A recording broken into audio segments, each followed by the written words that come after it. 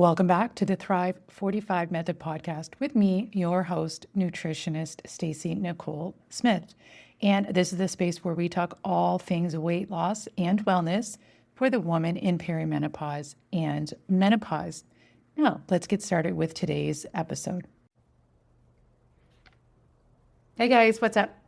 All right, so today we are discussing, you guys voted to hear how to sleep your way to fat loss in perimenopause. And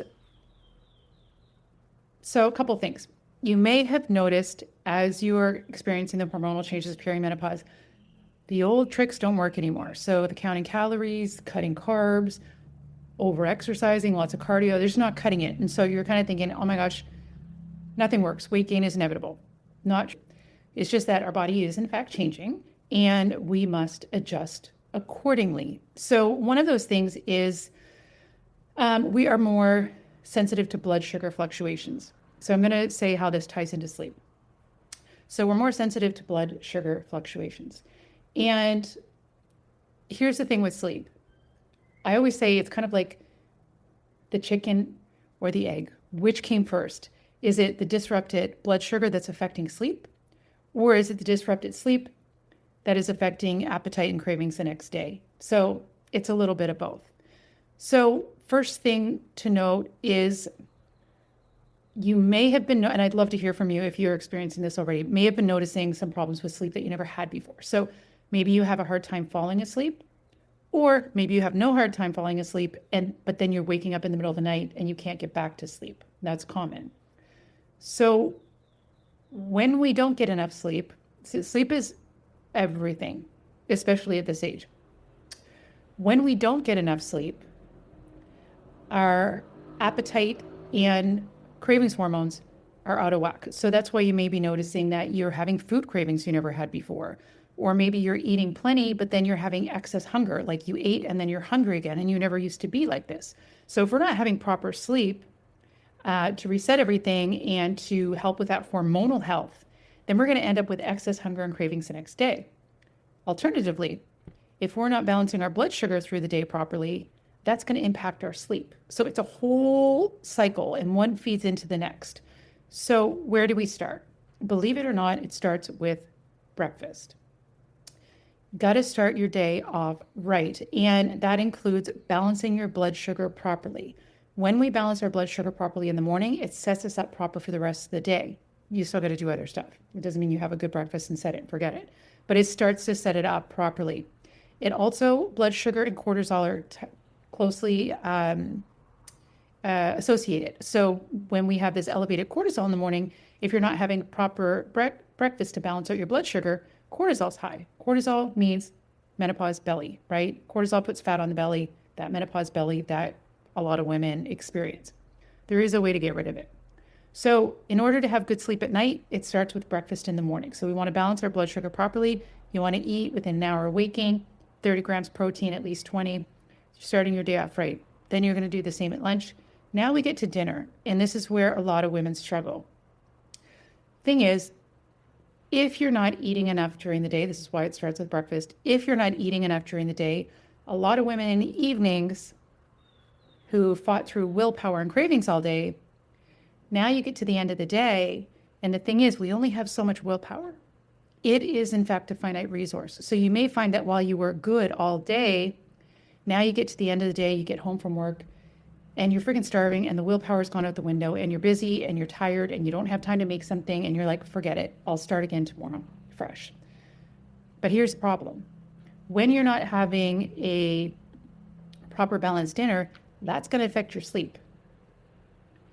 When it affects your sleep, that's going to affect your hunger hormones the next day.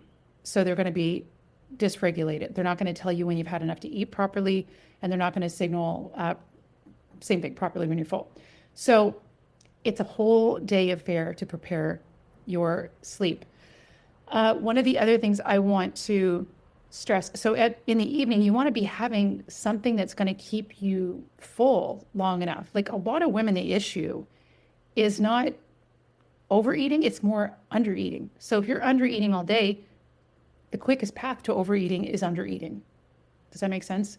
So Under eating all day leads to overeating at night. Overeating at night leads to disrupted sleep. So what we want to do is you want to make sure you're having enough at dinner. Now, you don't want to overdo it either, like it's a fine line, right? But if you're doing it right all day, you're not going to feel the need to overdo it at dinner because your blood sugar would have been balanced through the day and your hunger hormones are signaling properly. So when we get to the end of the day for dinner, you want to have enough that you feel satiated, that you're not eating before bed. In a perfect world, you want to have no food for about 3 hours before sleep. And this is going to allow you to have a better, more restful and restorative sleep. When our body is sleeping, we want it to be able to focus on restoring and rejuvenating. And this is how we have healthy hormone production, right? It's piece of the puzzle. And so we don't want our body to be busy digesting while it's trying to restore. We want our food to have been properly digested before we go to sleep, and then our body can do what it's supposed to do in sleep, which is restore. So you want to be sure you're having enough at dinner that you're not going to be hungry later in the evening and be tempted to eat.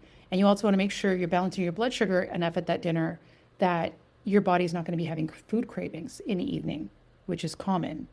So you want to aim for, 30 grams of protein at your dinner.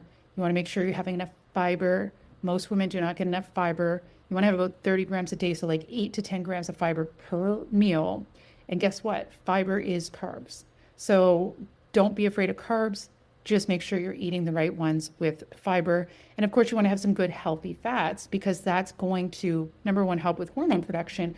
But number two, fat is slow to digest. So it's going to help keep you feeling more full and satiated so you don't feel the need to eat or snack between dinner and the time that you go to sleep. And of course, most women want to be having, 8-9 hours sleep a night and allow your body really what it needs. So when you say sleep your way to fat loss, it actually is true because it affects the way your body stores fat. It affects the way your body burns off energy. It affects your energy levels.